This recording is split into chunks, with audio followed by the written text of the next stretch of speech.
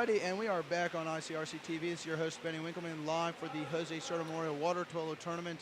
We've got your boys, Mad Dog from Missouri, it looks like, and your Marlins, the B group from Ohio, another hometown team to a team from far away. Starting with the ball right now in the black caps, we've got Mad Dog passing it over to the close under screen number 4. Walk it in, buddy. And looks like it would have been a nice shot, really just a rip.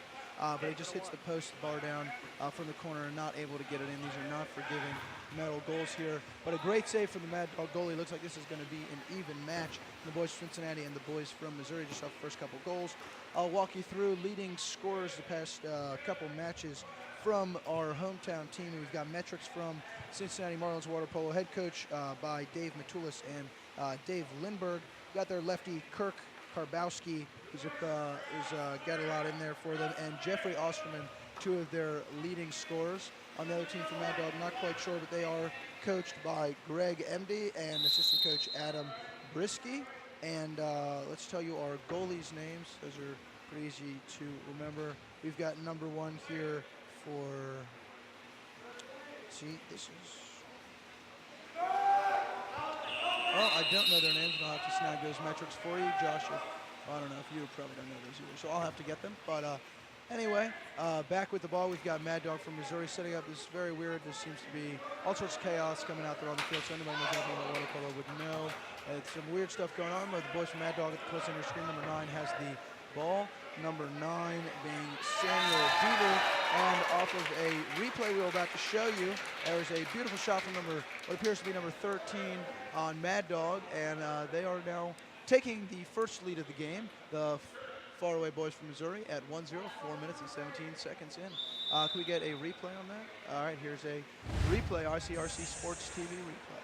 Once again, I'm reminding you, this is your host, Benny Winkleman, and we're here live. If you guys ever want to tweet your metrics or get a shout out, talk about your kid, anything on our TV for this tournament, feel free to tweet at us. It is at ICRC TV. We are a community organization. We're always looking for volunteers. So if you're from Cincinnati and you want to help out with a TV station, think broadcasting is cool, feel free to call anybody in the studio, look us up, and get some contact information.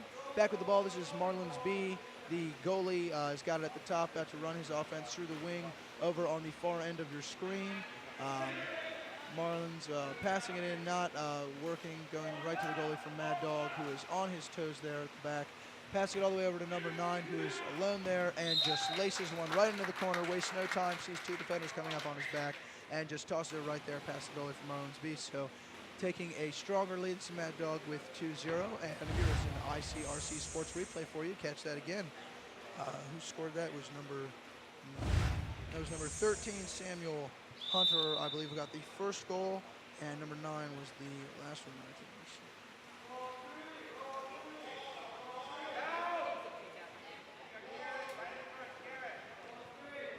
All right, so number 11 holding it at the top for the Marlins, and he passed it off, stolen by number 10 on Mad Dog, showing themselves early to be the dominant team here, and number 12 getting a great pass, keeping it in front of him like I talked about earlier, and just nailing it in there. That is 3-0 going up very quickly. That was number 12, Clark Griffin, with the Mad Dog shot. They came out fiery and ready to go, not ready to let the Cincinnati team take it home.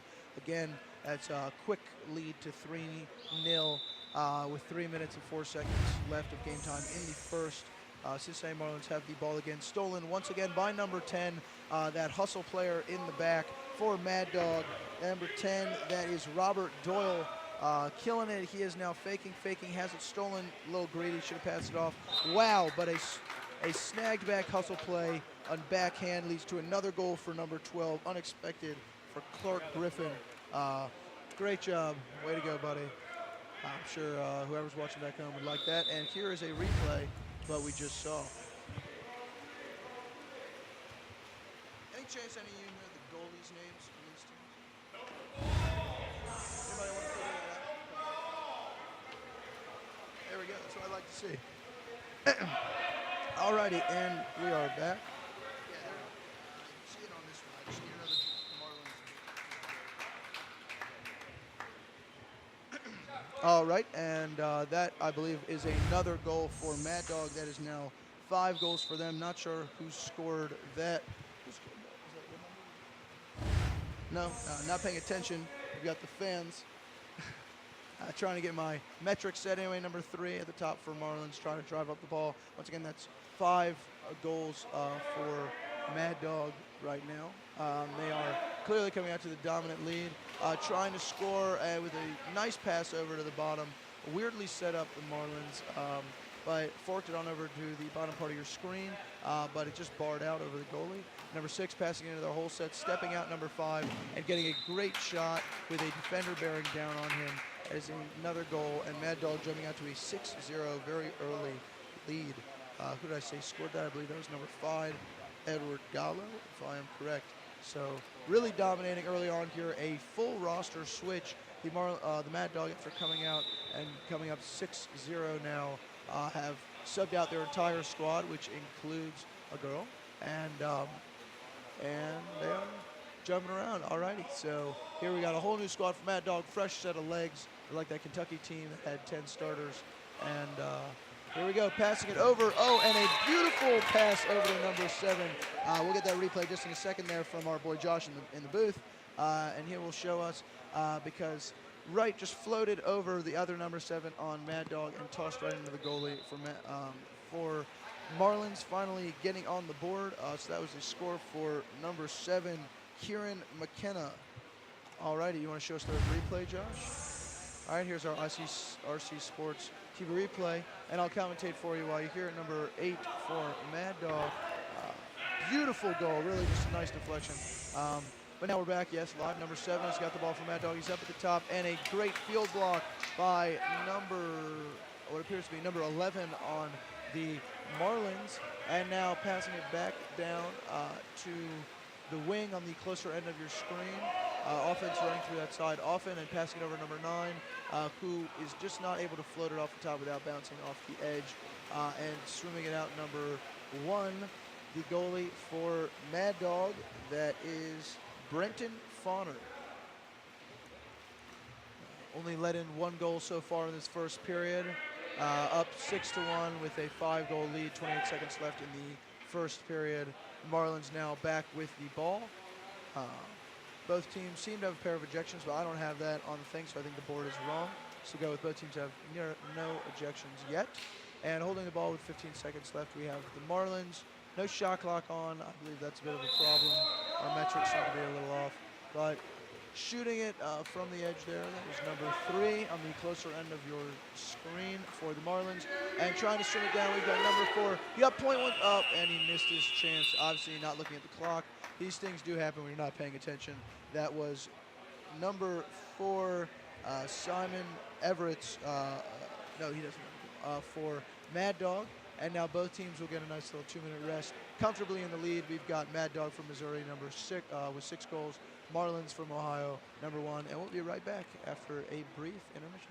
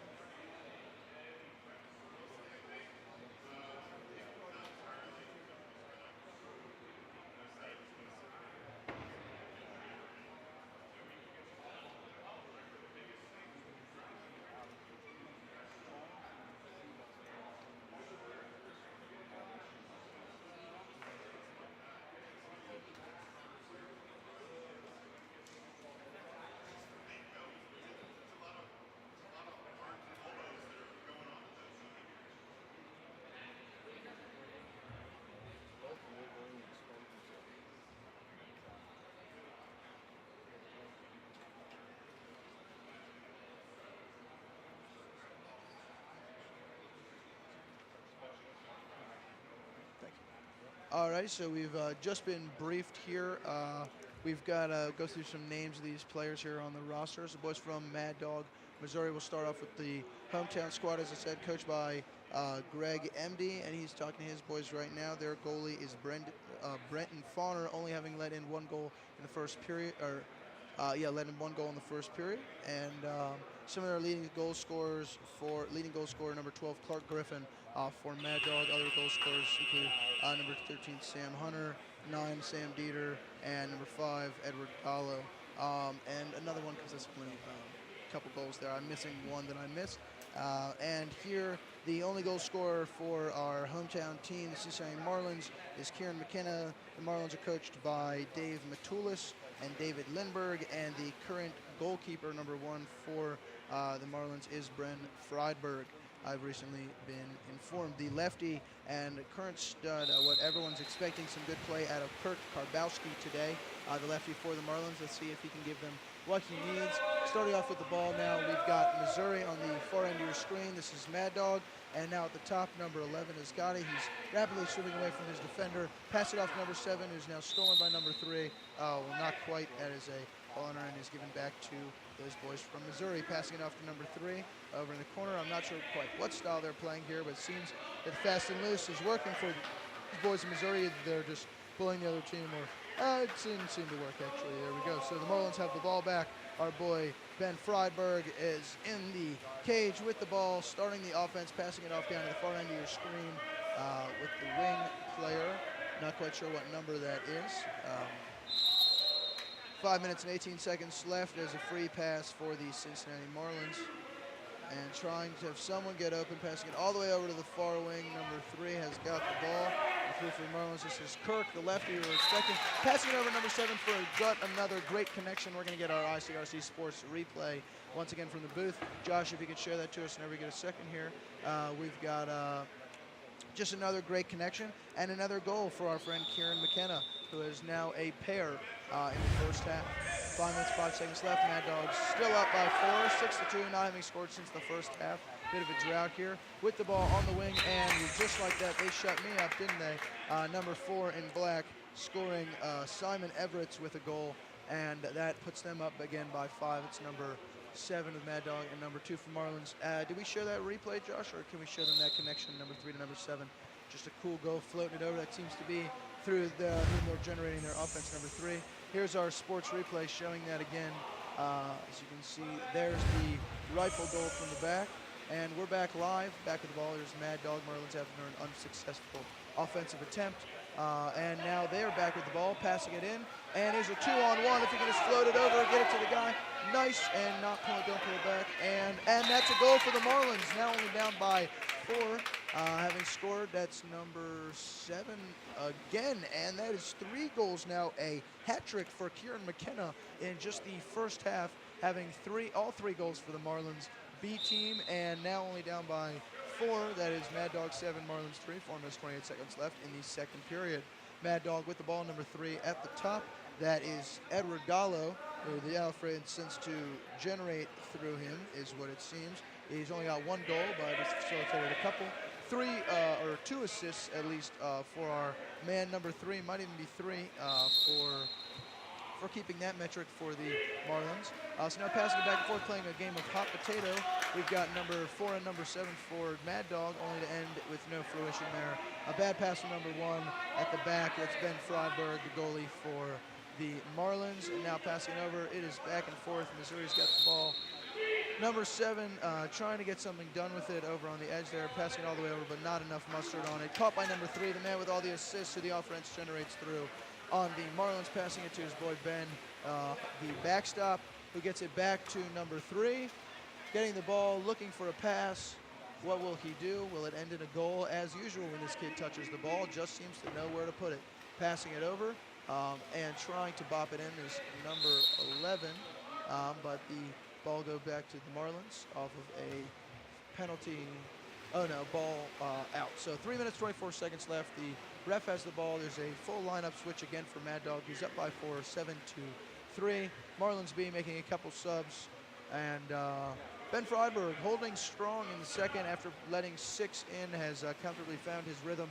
Has only let in 1 in the first 3 minutes here. Mad Dog from Missouri with the ball. Shot clock at 27. 3 minutes left in the second period. And 30 seconds left in the timeout. Oh, not quite. And we are back in action. So you see at the top of your screen, here's the boys from Missouri, number 5, Ed Gallo with the ball, passing into his hole setter, number 6. And with the man-up situation, he gets the ball going to the box. That's what appears to be number 9. I'm not quite sure for the Marlins.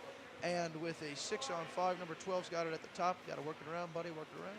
Passing it over to his friend at the top. Trying to create some splash zone, create some space around him. Look for the goalie, can Ben hold it in? And 6 shooting and a field block from number 10. Doing a whole lot for his squad with the defensive effort there. So Marlins back with the ball. 6 players back in for both teams. Oh, and just an unlucky bounce off the head of his number 11, Ben Friedberg, tossing it off. And Missouri back with the ball. Number 12 again at the top of the key. Trying to push off, trying to get some space. Trying to throw it and stolen out of his hands by number 8. That's a cheeky move there. Trying to throw it in. And looks like that is a man-up situation and now a timeout for the Marlins. Trying to make the most of this. Their players playing through. But really got to listen. You can't act like that. I think that was enough behind the whistle. That was no longer playing through. And lucky he's not getting a kick out for trying to throw that ball in anyway. So now we've got an ejection, a 6-on-5 man-up situation for the Marlins. Down by 4, 2 minutes and 38 seconds left in the second. And both teams talking. We'll be right back after no words from our sponsors.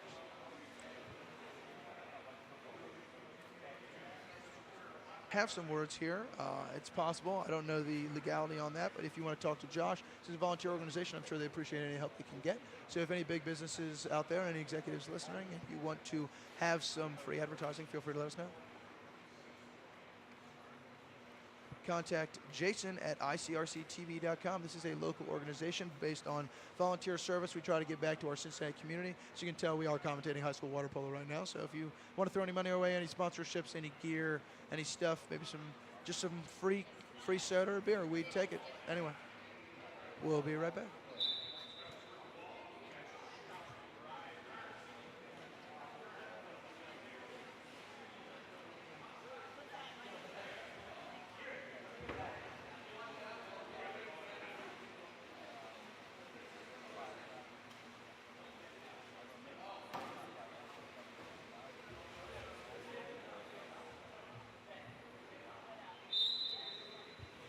Alrighty, and we're back, and Ben Friedberg passing it in, starting the offense on the 6-on-5 to number 9 for the Marlins, passing it down to the wing on the far end of your screen. Trying to get it back in, number 9, a little out of sorts. We've got Mad Dog, but they seem to be in good defensive form and really pressing out. They are confident there. Got his arms on 2 other guys, number 5, Ed Gallo. A bit of a chippy player here, and another man-up situation, another kick out for number 9 coming out now, and number 8 getting hit by Ed, doing it all for his team, Mad Dog in that man up, and it seems that the players back in, we got a full 6-on-6, and the boys from Missouri have the ball on offense. 2 minutes left to go, and still up by 4. We've got Mad Dog having only scored 1 goal in the second period, after coming in hot with 6 goals in the first, passing it into what looks like an open player, but actually just holding down the other player. That was getting chippy. That was Ed Gallo again, number 5, causing the offensive switch on that, but now playing defense and getting it back to Mad Dog for the Marlins. So he does it all, kind of like a Pac-Man for the, or Tom Wilson for the Capitals, one of those players does it all, hustle player, brings the vibe, but, maybe they lose the ball as much as they get it, but got to have those guys. They set the pace for all the rest of the team. So number 5, Ed Gallo, getting it all done for his team in black, Mad Dog from Missouri, showing those boys from Cincinnati where they're from. Minute and 32 seconds left in the second, and in the half. We've got a 5-meter shot scored by number 12 on Mad Dog, make it 8-3 and go up a comfortable 5. As I said, a minute and a half to go in this half. The away team up by 5. There's been a couple subs here on both squads. Number 13 coming in for number 6. Ball back to the ref from number 10, Zach Vogler on the Marlins. Here's a replay of the penalty shot. Now number 3 of the Marlins, Kirk Kabowski, the lefty who we expect so much from, having not done much for us yet in this game. Number 7 getting the ball. Big player, number 7, Kieran, with all the goals for the Marlins, but last another offense ending without fruition for our hometown squad here, and passing it down to the far end of your screen, number 10 with the ball on Mad Dog from Missouri in the edge there. and he gets it back in, only to be swatted away by our whole D. And now coming back, there's our hustle player, number 5, Ed Gallo, getting the assist over to number 13, Sam Hunter, for yet another goal. That's a pair for him, and that is the 9th goal for Mad Dog. So after coming out hot with 6 goals, they slowed down through 50% of previous pace. Only 3 so far, 57 seconds left in the half. This is RC TV Sports. This is your host, Benny Winkleman. 50 seconds left. Mad Dog trying to steal the ball. Marlins still with it. We've got number 3 here. He does a lot for this Marlins team, and a beautiful turnaround shot. We'll show that again in the booth. That was number 10, Zach Vogler on the Marlins, getting his goal and the 4th for his team, putting them down, catching up only by 9. Nice goal right in the corner. So here's the replay. That's a rarity, led up by Brenton Fauner out of Missouri, only letting up 4 goals in the whole first half. Number 12 starting with the ball for Mad Dog. 30 seconds left, trying to maybe get one more and extend that lead to 6 before the end is up, and having had comfortable ability in the first. Let's see. Oh, and stealing it with some good defense. That looks like it was our goal scorer from before, so doing it all for his team. Number 3 now, generating offense again. Can he flip it up? And he's going to walk it in. And let's see him go, and that is a goal. Beautiful tip in. We will get that perfect connection from number 3 to if it's number 7, I think it's funny because that would be his 4th one. That looks like number 8. He is just going up the numbers, isn't he? Just racking up them assists. That is the 4th assist for number 3. Here is your replay. Just floating them over, and practically the same play. Ooh, almost a faraway goal for Mad Dog there. I don't know if you guys saw that, but number 3 with 4 assists on the day, just knows where to put the ball. Seems to give it to him. He'll give it to somebody to score. And scoring with number 8 was Jeff Osterman. So we've knocked that out already. We've got a 4-minute halftime coming up here. The boys from Missouri, Mad Dog, with 9 goals, coming in 4 ahead of our hometown boys, Marlins, with 5. And we will be right back. A couple ejections on either side. This is your host, Benny Wickman with ICRC Sports TV.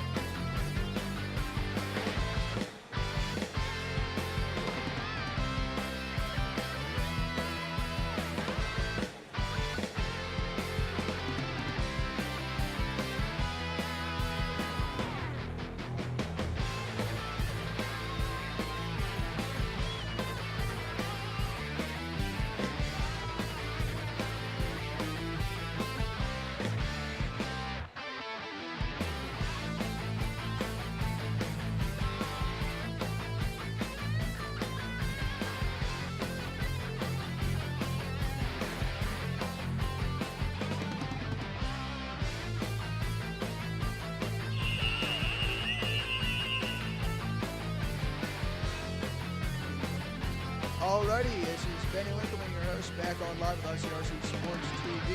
That was the end of our first half. Currently winning, we got number 9, we got Mad Dog from Missouri with 9 goals. Marlins B team from Ohio, the hometown team, only with 5 goals, down by 4, less than they started off. Mad Dog starting off hot with 6 goals unanswered in the first, and then they finally got one, so Marlins have caught up a bit here. Their goalie, Brent Freiberg, from what I've gotten from the back end, we've actually got Marlins supporter or coach. Is it coach? Head coach, Marlins head coach, Nick Helwig in the booth with me here. Nice to have you in here, Nick. And you can tell us Ben Freiberg's not your usual goalie back there, is he? No, we actually don't have any goalies until our last game of the tournament. Both of our goalies are out of town this weekend, so we've been rotating in different field players. Gotcha. So he is certainly doing his best to keep the balls out of his cage. We've got number 6 at the top for Mad Dog here, trying to get into his whole set, only be uneffectively taken away and given back. So let's see, Mad Dog at the front here, and Marlins. Have we switched to? Yeah, switch sides, so now Marlins are heading towards the windows. Alrighty, so as we see the Marlins on the offensive, getting the ball down to the closer end of your screen, number 8, trying to pass it off to his counterpart, number 11 there, and back to the goalie on Mad Dog. That is Brenton Fauner, who has been a bit of a rock here, only adding up 5 goals in the first half. And that's another goal for our number 5, the hustle player, Ed Gallo. All right. The number 5, Ed Gallo here, the hustle player out of Missouri, who seems to be no, that's number 3 coming out. All right, so Coach, tell me about your team, tell me about your players. What do you think?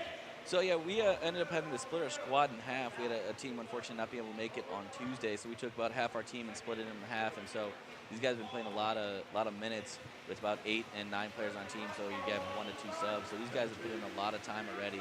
Yeah, and the exhaustion starts to set in after a couple games. I do understand. As a water polo player myself, I do feel that after 1 or 2 games, things just don't click like they used to. Yeah, and I mean these guys have been putting in a ton of effort and really hustling.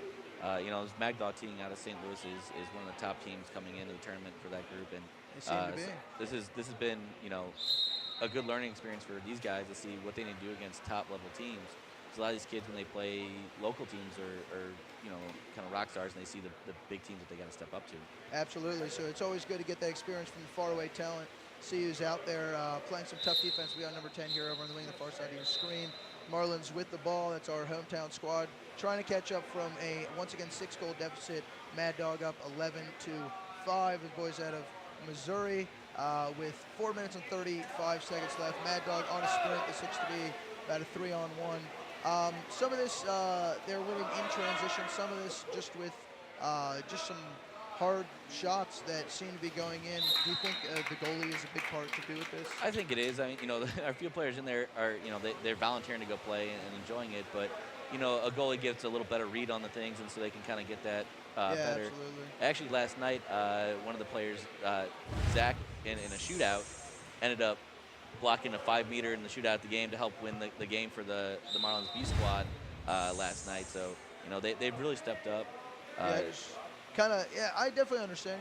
They're volunteering. It's like tough to go to a spot like that where a lot's on the line. The stakes are higher to all your friends, and if the goals go in, it's like on you ultimately, but at the same time, it's not your spot. So I think that does have a part of it. Just watching Mad Dog play, they look like they know what they're doing, but I think they're getting the friendly rolling a lot just because, on a tough transition, something like that, some like a field player is going to have a much harder time reacting very quickly. Those are just kind of skills and timing you develop from being in there a lot and watching that a lot.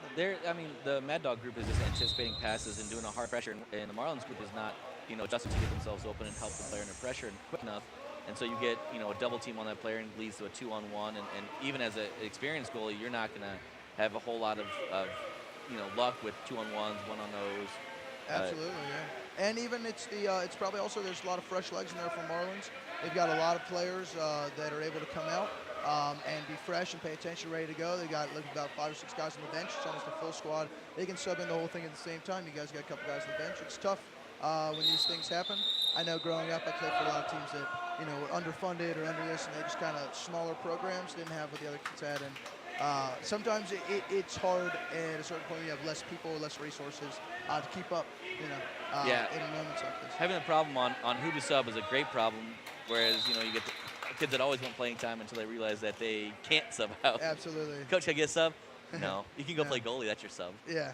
And honestly, once you play goalie, you realize that is not a sub at all. No. It's a lot of shredding. Everybody's like, I want to play goalie. And then you're like, no, that's a lot more work. I want to go back in the field. Absolutely. So that was our ICRC Sports TV replay with another goal that's I believe that was Marlins who just scored that. So now down 13-6. Mad Dog still with a comfortable lead. They've been dominating since the beginning. Came out hard with the first goal, scored 5 more after that, and have had a comfortable, no less than 4-goal lead ever since.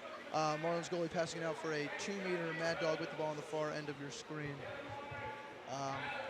We've had the pleasure of having Coach Nick in here for the Marlins for an interview in the past, just now. So you guys got to hear a little bit of inside take. Mad Dog currently with the ball, trying to pass it in and stolen by the Marlins. So now the team that has been in behind now has the ball again and is driving forward, trying to create something, maybe make a little of that smaller and maybe able to pull back. Gets it over his buddy. Can he whip around? And that is a great shot for number 7 on the Marlins.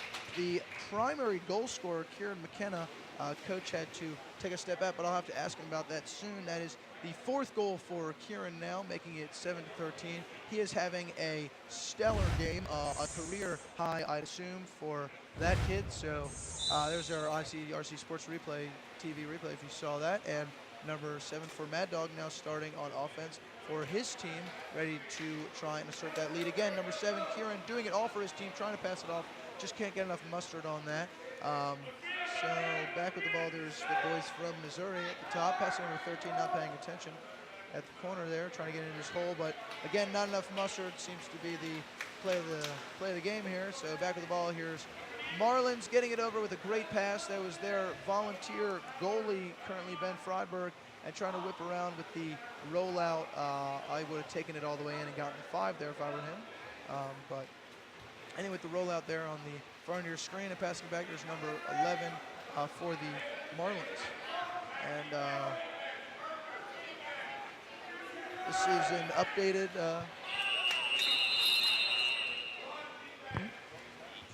Gotcha. So I was using I apologize. I was using the wrong list here. So number 5, our hustle player, is actually Clark Griffin with a pair of goals for him. Not Ed Gallo. Number 5. Number 4, Simon Everett, is actually Matthew Deutschman with a goal. Sam Dieter, number 9, with a goal, is actually Blake McCarthy. And then William Whitson and Tyler Whitson look to be a pair of brothers, number 12 and 13 each, with a pair of goals. So number 10, having been field blocked by number 7, that's Sam Mascialco or something like that, Maniscalco, on Mad Dog with the ball again, up 14-7, a double score here for them, and setting up.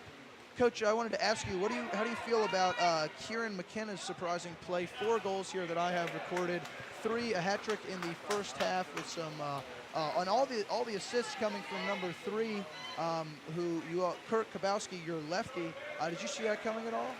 So one thing I've noticed about our team is they step up at different spots. So last night, Kirk was a huge scorer, and Kieran was feeding him. And so now it's no surprise that they're doing it in reverse. Those two play in the same high school team in the fall season, so they kind of have that connection together. So they've Chemistry. they've been working well together, and it's been great. If you ever look at our stat roster during the game, it's they're rotating through on who's shooting, who's got that, and so it's marks across the page, which is showing that it's a really strong team to be able to do that. That's a goal there we just saw from number 13 for Mad Dog, Tyler Whitson. That is now a hat trick for him from what I have recorded. So that's 3 goals for that man. The leading scorer now, number 13, that brother on Mad Dog. And Coach, sorry to interrupt you there, but yeah, that is interesting, and I think it's good to keep the gameplay fresh, the rotation fresh. People know that those are your guys to watch out for, but they never know what they're going to do. They're versatile players. They're either feeding the ball, they're scoring the ball, they're doing it all. Hustling. Yeah, you clamp down on one player, and they're able to feed off to someone else who's now open. So then they have to try to pick, okay, who's going to be the big one.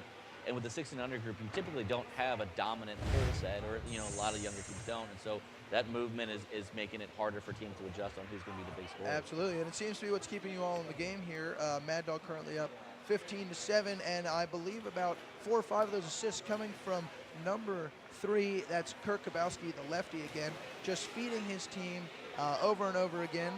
We've got goals on that team from Zach Vogler, Jeffrey Osterman, and several from Kieran McKenna, who I'm sure is a happy man today. Yeah, So, and he's a character. He loves the sport. He loves being able to goof around. So he knows when to play around, but he'll put the put the work in, put that time in to make sure that his team can be successful when they need to be. absolutely. I know it's tough when you don't have a lot of players to stay in the game and stay focused, and these kids definitely seem to be hustling. This Mad Dog group came out hard. They were ready to play, ready to fight. They knew they were coming in from out of town, and sometimes you can have that lethargy, shake it off, and they came in hard. They were scoring 6 goals right off the bat unanswered. Just feel like they needed to set that precedent if they were going to stay in this game, and honestly, they've stayed by a comfortable margin. But it's only been, not too many more than 6 goals, and the lead was even cut down to as little as 4 at one point. So it's possible these boys could come out and with a short run, 3 or 4 goals, and the whole thing's. Yeah, last night actually this B squad was down 5 at one point in time to the Moose squad, and just kind of chipped away, tied it up towards the end of the game, and then when it won in shootouts in the first game yesterday. So. As long as you can keep that team motivated and staying in, they can come back, because this game is quick scores, can get you right back in. Absolutely. Yeah, and not just that, but, they say heroes are born in the fourth quarter, so we've got 14 seconds left till that as we come up on our final gameplay. It's been a pretty fast game. We've had a lot of scoring here. It's been very exciting. Our boys from Missouri have been lighting up the boards on our main man from home, Ben Friedberg, very nicely volunteering to go in the goal, gain some experience, and help his team out. So let's see how this fourth quarter plays out. Maybe we can get some hometown heroes coming up and showing what they're made of. Quarters of fourth quarter. Yeah. How intense the game would be. Yeah, absolutely. I can't imagine. I play for UC right now on the club team. When we play Ohio State, that's a pretty heated rivalry, and it usually ends up being about 4 quarters of fourth quarter. It gets chippy pretty quick in the beginning, and a lot of kicking and punching and all that stuff no one sees under the water in water polo. So. Yes, you might recognize then our assistant coach over on the bench, Dave Limbert's a OSU player. He's going, I believe, into his senior year. Possibly, play. Yeah. So I know he's over there, and we got another coach coming up today, Toby Stewart, who's a McKendree player, and Patrick Hudak, who's out of town this weekend. Hudak's, I played with him. He's in high school, yeah? Yeah. He's a big boy. He is. He plays for Moose. He plays for Iona right now. Iona, so, yeah. Good for so him. He had his senior year, I think he played for Moose, Marlins, and the Bachelor Squirrels program to get as much training in as he could. Yeah, which was good for him. Yeah, smart. I didn't play until college. I played Masters League in high school, where I'm from, Richmond, Virginia, hometown for me. Looks like there's going to be about to be another goal here for. And a great save from our boy Ben for the Marlins. So still 15-7 here. But as I was saying, in Richmond, Virginia, not a lot of water polo, so I played a little Masters, but was a swimmer by trade growing up. Came to UC to swim varsity, and there was a lot of coaching tumult going on, some firing, some quitting. My roster spot seemed to disappear and all that, and instead of coming back, I did what many swimmers do and said, competitive exercise, I'll try water polo instead. So switched to this sport, loving it ever since, big fan. When I did it in high school, I liked it, but it wasn't as big. Now I'm able to do it on a higher level, and I'm here with you today, 4 minutes, 44 seconds into the fourth quarter, and we've got the Marlins back with the ball. They seem to be hustling, seem to be trying to take it back. Not able to necessarily get stuff going every time, but definitely not giving up. And I think they're just a couple lucky breaks away from this game being a whole new opportunity. So let's see what they can do. Number 7, Sam Maniscalco, who's definitely doing a lot for his team on the black team. For Mad Dog, has got the ball again. Number 16 now stolen it when the Marlins stole it back. So we have some back and forth action going on right now.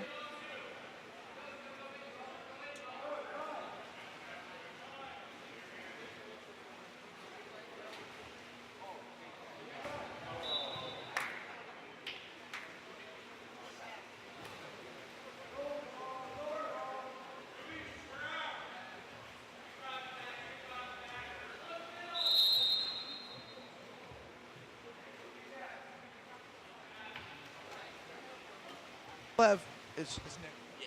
All right, we'll have Coach Nick back in here a couple games here and there, but he's got to coach the next one. But for now, that was a rare treat getting to have some inside knowledge on our Marlins squad.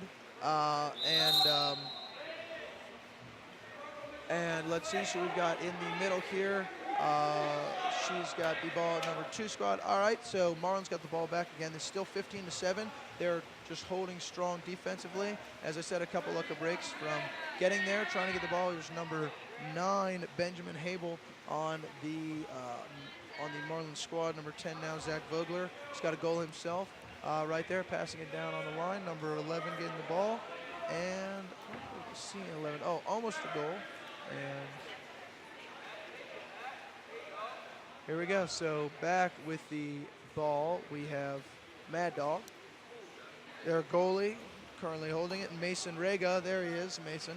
I thought talked about him earlier a little bit if you've been tuned in all day. Back to the Marlins. Number 10 has the ball here and trying to chip away. Let's see if they can score a couple goals and get back in there. Number 8 has the ball. By suggesting it to number 3 and number 7, they seem to be the goal scorers. Ooh, almost scoring off the deflection there was number 8 for, that's Jeff Osterman, who does have a goal. And stealing the ball back, we now have in black, number 3. He's got the ball to the whole set, trying to score that goal. And it's a 2-on-1 taken. And that is now Marlins ball again. As I said, I was a water polo player. I recognize many of these different referees here for high school. They also do a lot of college games. It's not exactly the NCAA, so we share refs. Anyway, let's see. Marlins back with the ball, trying to get something going on offense. Struggling here. We get the ball down on the far end of your screen. You can see in the sunlight, chaos going on. Trying to get it in. See if he can catch his driver trying to go in. There's number 2, passing it into him, trying to get something going. Got more drivers coming back out, not where I would pass it, all the way back to the top of the key. Marlins really take care of the ball. And just a bad skip, not ending well for number 11 in the middle there for the Marlins. And Mad Dog has the ball back. Minute 23 seconds left in the 4th. Does not look like heroes are going to be born in this game. You know, they did hustle, they've worked hard, but it's hard to play 4 quarters. We only got about 9 guys. Coming down next in our game, we've got a team in yellow versus Moose, our hometown boys, ready to play again. They are excited. I believe it is Marlins A probably who's playing the next one, if I am correct. Anyway, that's a great save from Ben Frodborg, playing volunteer goalie for the Marlins, even though he is on the team. He's normally a field player. And the Marlins now once again have the ball, having played some lockdown defense in the back there in the second side of the games. I'd say really the first quarter was the dominant one that the Mad Dog came out and that's kind of why they won. I mean, those 6 goals, it is 8 goals really their win, but I mean 2 goals would be nothing and change, of course, this game 30 seconds in the 4th. You know, really be a different game if it was 1 or 2 goals, and possibly they would be winning. But those 6 goal unanswered in the first half, kind of, or in the first quarter, kind of put them back. So now spreading out the field, holding onto the ball. You've got number 1 on the Mad Dog team, up 15-7. A 4-second differential, a 5-second differential between the game clock and the shot clock. So he's going to have to shoot it in a second or 2. And having dumped it, a few seconds left. Looks like the final score is going to be the Boys from Missouri Mad Dog 15, Marlins B 7. That is the end of that match in our Jose Cerda Memorial Water Bowl Tournament, aka the Cincinnati Shootout. And just taking a pause here till the next game. This is Benny Winkleman, your host, signing off with ICRC TV. That's my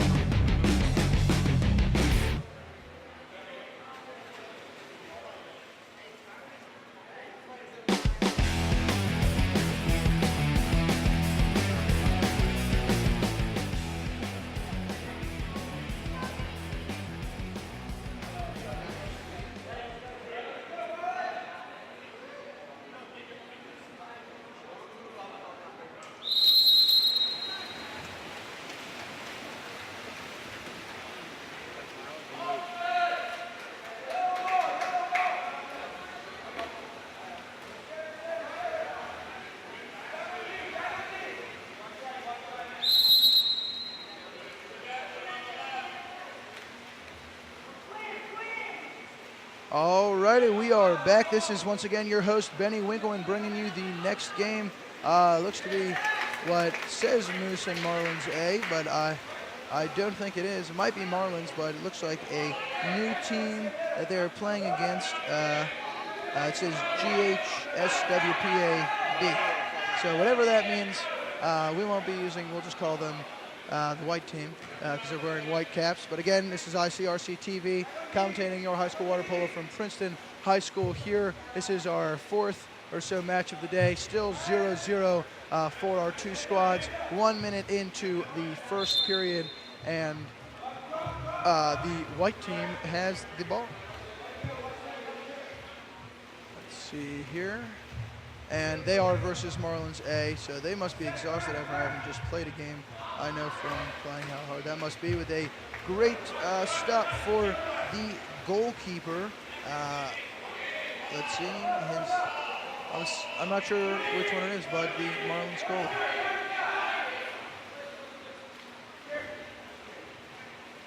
Who's playing right now?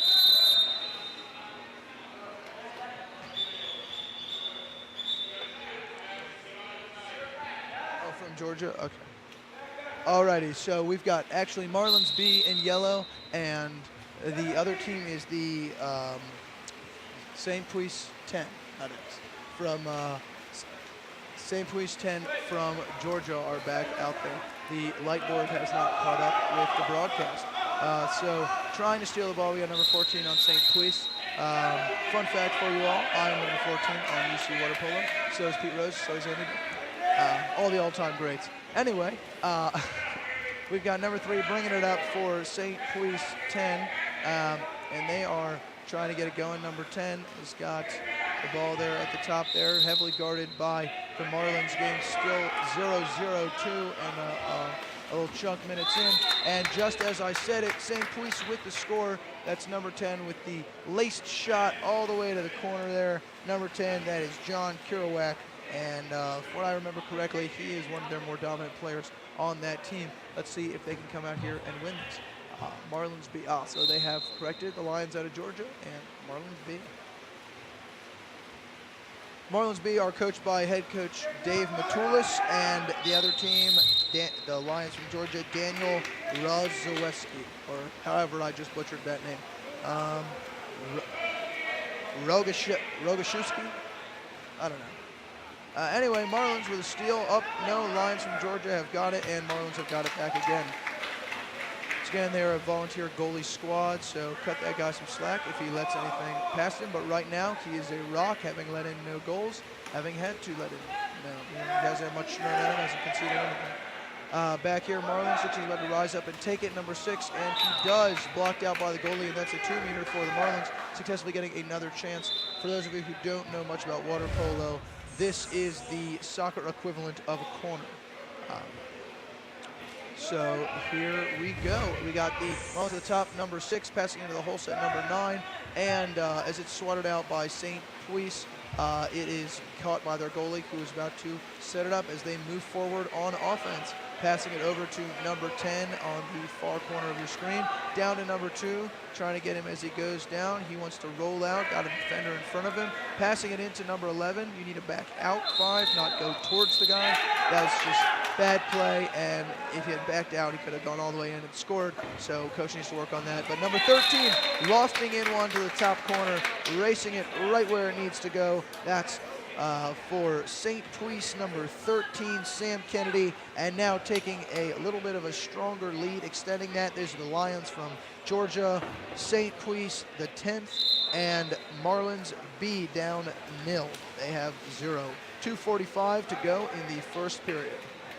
Marlins at the top, moving forward on offense. Number 3, passing it into number 7. Number 7 on Marlins B, Kieran McKenna, one of their bigger players. Believe he's a lefty. Him and number 3, Kurt Kowalski, are 2 of their bigger players. Now getting the ball back, this is number 6 on the Marlins, Mitchell Hansbar, and number 7 from right there trying to score and eventually putting away. So what? No goal. Oh, you've got to be kidding me. Well, I thought that was a goal for you, Kieran McKenna. First one for the Marlins. It was taken away. So let's see how this goes. Number 13 for the Lions, losing the ball for his team, going back to our hometown boys from Cincinnati, the Marlins. Number 2 driving all the way in and putting it in the cage, pass it off to number 7 with that connection. Number 3 to number 2, a common one. That is Kurt Kurbowski to Kieran McKenna. They are all about that, and that's an assist for Kurt and a goal for Kieran. What a nice thing to see. They just all day, every day, feeding the ball with 1 scores, 1 assists, or the other way around. Beautiful. We'll show that live replay, I'm sure, in just a moment. No replay? No replays right now in the booth. All right. And for now, we've got the Lions at the top here on the far end of your screen, passing it down, as you can see, in the patch of sunshine there from the windows in the Princeton Natatorium. They've got it on the far side, tried to pass it in. The driver got a little over to the Holstead, who was triple teamed, and now the Marlins back with the ball, trying to pass it in. Number 11 driving all the way down, streaking. He's got a defender on his back, trying to get it. Number 11 on the Marlins. You know, I actually don't see him. I have a 10 and a 12. So I will have to inquire about that. Number 11 on the Marlins. Over here on the near side of your screen, we've got number 5 on the Lions. All right, so number 12 or number 11 is Mitchell Hansbauer. Then who's number 6?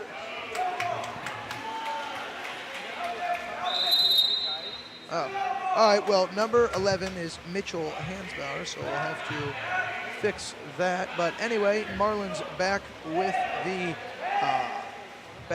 the squad here, trying to make a shot, bounced out by the goalie Sam Trubinsky with a great save, trying to get it out, swimming a little too far out, and if the Marlins had gotten that, they could have scored on them. St. Peace Lions putting themselves in a dangerous position, but now they have the ball back, and as they transition onto offense, he passes it over to number 11 with a not great pass that had done well. That had been a guaranteed goal, but still able to bounce it in there. Number 11, Mitchell Hansbauer, with his first goal of the game and the 3rd for his team of the first. Lions now go back up to a 2-goal lead, their largest of the game. Here is a replay, so you guys can check that out. A nice boom bounce shot there. 47 seconds left in the first. This is a 3-1 game. The Lions from Georgia leading our hometown boys from Cincinnati, the Marlins B team. Marlins trying to maybe make it a 1-goal thing going into the second, almost losing the ball, taking it back, getting a free pass, probably going to pass it over to that guy going in the middle, up in the back, and he's got a man on his back. Can he shoot it? Can he make it? And he does! Right from the front, that's number 10, Zach Vogler, getting his first goal of the game, and yet another for the Marlins. They have now gotten it to 2-3. Or, how do I have more goals? Oh, I wonder if one didn't count. Well, anyway, white team back with the ball. And 2-3.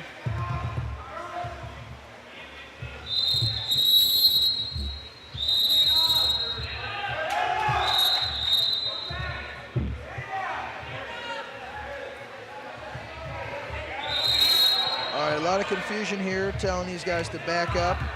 We've got the Georgia team trying to throw back. This is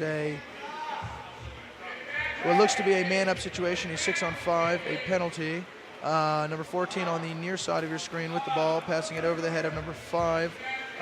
Number 5, Ian O'Hara, passing it back to number 10. Number 4 on the far side of your screen, thinking about throwing it.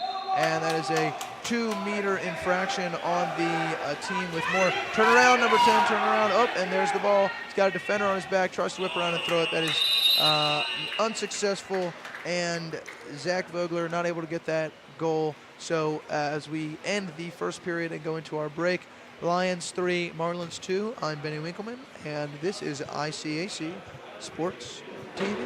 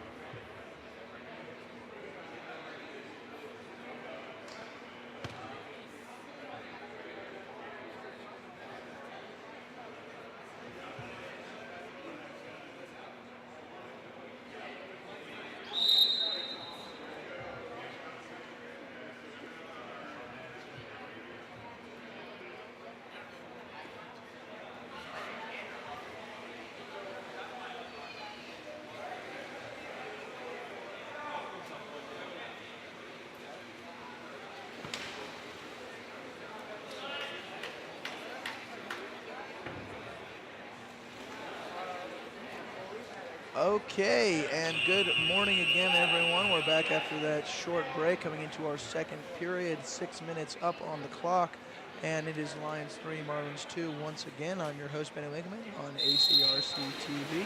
One of these days I'll get it right, it's ICRC TV. Anyway, we are bringing community to you. If you want to know what's going on at the Princeton High School Natatorium here, this is the in white, Georgia, the Lions in blue, St. Pius 10 playing the Marlins, our hometown boys from Cincinnati, in yellow. There's their cap colors, by the way, in case you guys are wondering. And on offense, we have number 11 here on the near side of your screen. He's the one with the ball for Georgia. And at the top here, number 14, passing it over, playing kind of at half-cock. We've got the Lions.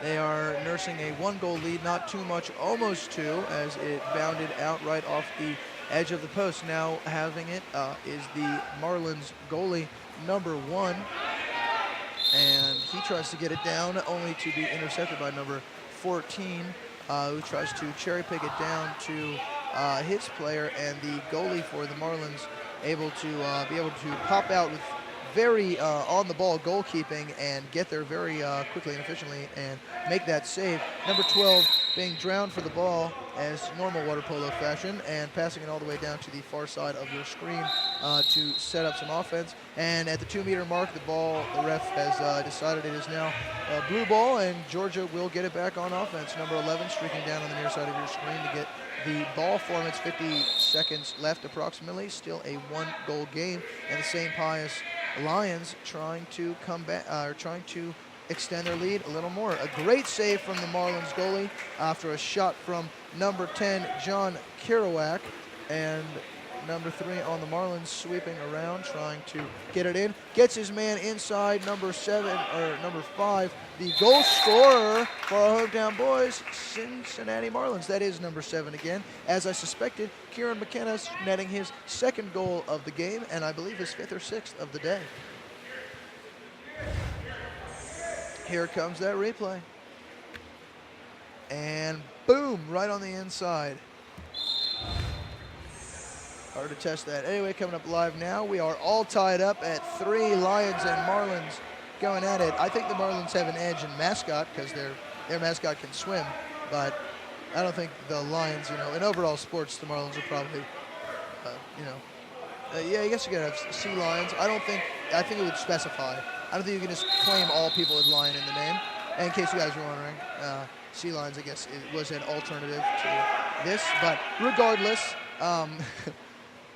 we've got number 11 at the top here in Georgia. Josh joining us maybe here on the broadcast. No, just walking by. So again, on the far side of your screen, here we got in the white, the Lions at the top from Georgia trying to work their penalty on the Marlins. It's a 6-on-5 with a man-up situation. Marlins player out for a kick-out. And a 2-meter call on Georgia, squandering their opportunity, but they were taking the ball, and you got to bring it back for the Marlins. So going back to their goalie, number 1, and the Marlins begin on offense with 3 minutes, 55 seconds to go, all tied up. Or is it, because a floater right over the goalie off a cherry-picked goal from the Marlins, and just like that, they're ahead. Hometown boys up 4-3, 3:49 left in the half.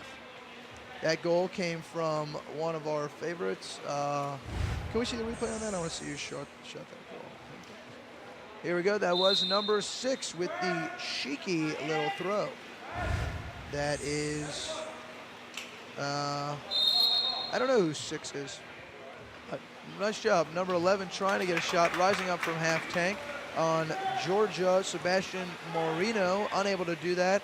The goalie for Marlins having blocked that shot. Number 3, the facilitator for the Marlins, Kirk Karbowski, passing it back to number 9 to number 6, trying to score, unable to do that, and pass to 16, who just gets it bounced over. And with the replay off the top, number 8 is able to bop it in for the Marlins, and that's Jeffrey Osterman getting his first goal of the game, about 4th of the day or 3rd of the day. And just like that, the Marlins are up by 2, making a more comfortable lead and showing those Lions from Georgia just what they're made of after their B team loss. This is the Marlins B and the Lions from Georgia. All right, so the white team now trying to transition on offense, regain what they once had, 2-goal lead. Passing it back, and the Marlins are now stolen it again, really trying to solidify their dominance in this game, taking the goal, and having now had not quite a 3-on-1, more of a 2-on-1, getting the ball. If he, now see, that's the thing, the guy on the outside should have gotten that, and he should have blocked out with his body, thus making the goalie the only person to deal with the person on the outside, and probably a goal scored, and they would have been up 6-3. But alas, I am not playing. 2 minutes 44 seconds into, or 2 minutes and 44 seconds left. White team on offense. Those Lions from Georgia, number 11, trying to spin around, gets him and going. Now got a man on his back. Can he get the 5-meter? Can he get the shot? Pass it over to 8. Goalie comes out with a ballsy move, and his field player comes and takes it. Number 8 on the Marlins. Passing it over, should pass it over to this side, but taking it all the way in, deciding he wants it, pulling his arm back, which was really not the right move, and he got touched a little on the goalie, blocked it. Can't put your arm back when there's a defender streaming on your tail, and that is the facilitator, Kurt Kurbowski, number 3. And here is that save from the goalie, Sam Trubinsky, for our team from Georgia, the Lions. Now the Marlins getting it again, number 11 at the top, seeing part of open cage, wanting to rise up, not doing it, throwing it from the worst angle on the court. Really some immature playing there from number 6 on the outside. I wish I knew his name, but could have been a little less greedy there, maybe giving it off. But anyway, still winning by 2, 5-3, hometown boys, the Marlins. And 2 minutes left in the half. Ref's got the ball. We're on a quick pause. Let's see what's going on right here.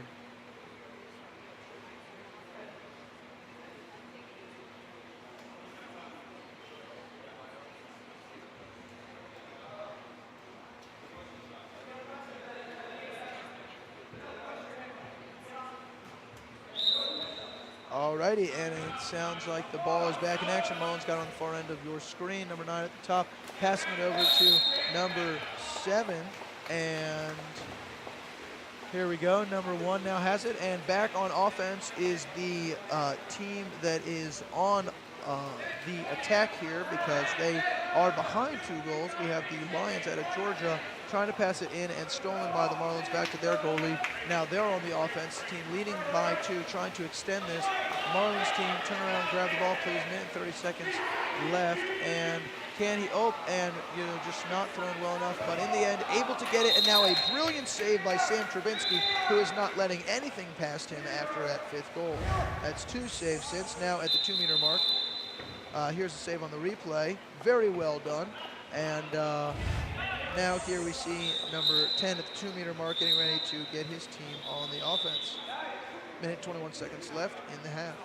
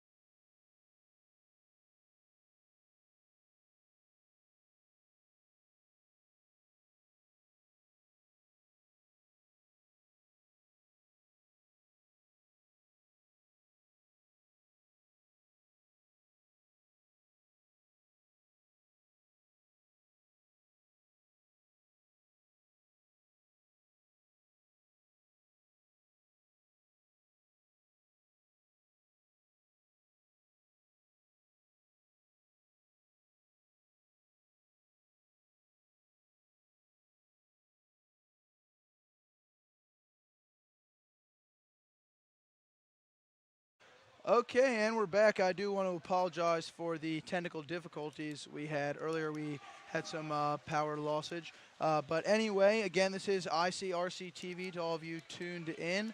And I am Benny Winkleman, your host. We're back with still the same game as before. 1 minute left in the third period. This is the Marlins from Cincinnati versus the Lions from Georgia. And the Marlins are currently up 9-6. They're up by 3. I couldn't tell you who scored those goals and what happened, but I have missed a bit because we were in as I said, brief technical issue period. Anyway, now as you can see at the top of your screen there, sort of on the far side, the Lions have the ball. They've switched sides. They're shooting on the other goal now from half. The 14's got it on the near side, passing back down. Number 10 getting on the edge there, trying to get it into his hole set. And it's a free pass. Number 10 trying to dump it, hitting block, ends up going straight to the Marlins goalie. Whips it all the way down to the far side of your screen for a quick pass, getting into the driver, who is not able to get through, and a great save by Sam Trubinsky, the goalie for the Lions. So you got a nice view of him there. Anyway, here the Marlins now have the ball on the near side of the screen. Oh, not anymore. The Lions have the ball. The goalies have the ball. They are now on the offensive. 17 seconds to go. Let's see what they think of here. They think of giving away the ball. Okay, so with a dangerous pass back to his goalie. The Marlins toss back. Let's see what they can think of. They got 5 seconds left. Oh, there we go, coach. Pointing out the thing, showing him 1 second left. Goalie gets the shot. Go ahead. Nowhere close. And we wrap that up. Once again, Marlins 9, Lions 6. I'm Ben Winkleman on ICRC TV. And there's a 2-minute break, and we'll be back with our fourth quarter. Thank you.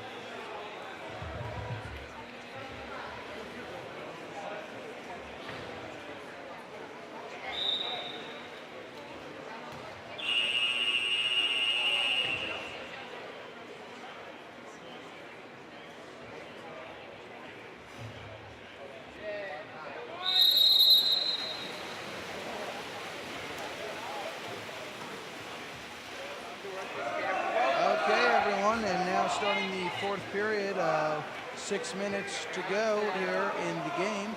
We've got the Marlins starting with the ball, still up by 3, and now spreading to the outside at the top of your screen there, and it's the Lions back on the offensive.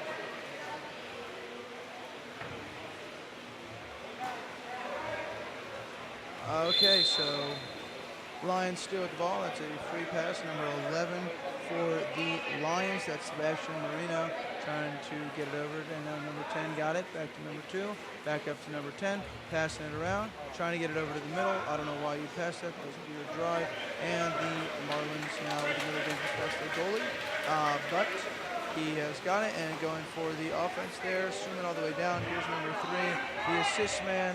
And just floats it over once again for another goal. That's number 3, Kirk Kabowski, getting his, what I'm sure to be first goal of the tournament, but I have him scheduled, like he's got maybe 5-6 assists, so really does it all for his team.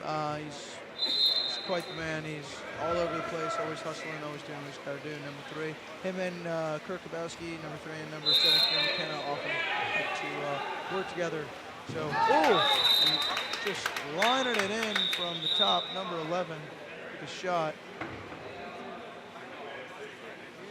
Oh, I don't think he was allowed to do that. That did not count. Never mind.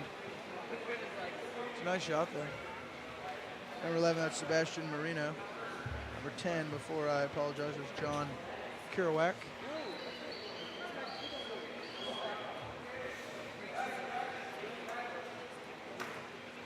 Alrighty. And so here number 9 on the Marlins, spreading it down as we move towards the goal, as we move down as we play. Lions got the ball, back to the goalie. Trying to set up some offense here over on the near side of the screen. So number 14 trying to generate something into number 10, driving through the middle. And just isn't able to get the shot off, but I think he just got drew a kick out. Number 10 out here, and it's a 5-meter because they counted it as a shot. So number 11, it looks like, will be shooting the 5-meter for the Lions from Georgia, and he will score. Alrighty, so it's number 11, Sebastian Marino, with what I have as his first goal. Could not be his first goal. It's the first one that I have recorded. And that is now a 2-goal game. Marlins up. And Marlins finding themselves in a lot of very close games here. Only up by 2, 4 minutes and 30 seconds in the game. Hope for them they can keep this up. So we're back live here. And Marlins on the far side of the screen with the ball. Up on the far side switch. Now it is the Lions now have the ball. 4:20 left in the game. It is 10-8, and the Marlins are winning. Now having fouled and drawing a kick out. I believe number 11 on the Marlins has been thrown out for a penalty. There's a man up 6-on-5 situation for the Lions, and the coach of the Lions has now called a timeout to draw up a play. This could be very big for his team, down 2 with 4 minutes left in the 4th. If they can score right here on a set-piece play, they just might be able to take the lead. They have 4 minutes to catch up, tie, and get in there. So let's see what they are able to do. Again, this is Benny Minkaman, your host of Mosley Cerda Water Polo Tournament on ICRC TV, and we'll be right back after this short timeout.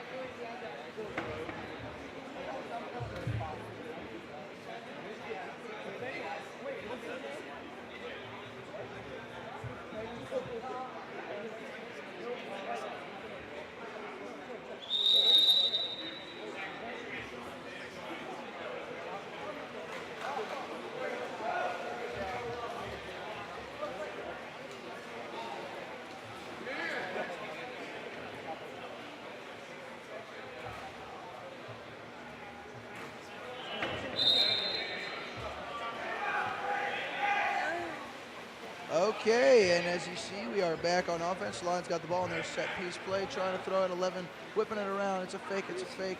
Number 5 at the top, and he's throwing it down. Number 9, got to have a dry pass. We're going to shoot that. Number 11, fake, back to number 9. Again, dry pass, can't put the ball in the water, and it did not go.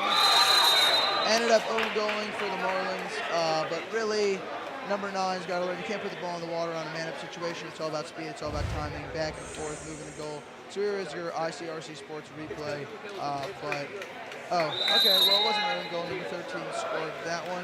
So Sam Kennedy getting his first goal, or his second goal of the game according to my calculations. And now the Lions down by 1, a crucial save for them as the Marlins went to score again. 2 balls in the pool, so let's see if the Lions can score again here. And that's a great save for the Marlins goalie. Good for him because that keeps them 3 minutes and 20 or so seconds left. And this is a fast transition game. No, that's not. You don't shoot that. You pass that over and somebody else. See, this is disappointing to me as a player. I see some immaturity in these high pressure situations, and these are situations that you don't understand. See, number 6, though, he's working hard, earned the ball back for his hometown team, the Marlins. I don't know his name. I fork it over down there. Oh, loses the ball. Just under 3 minutes to play.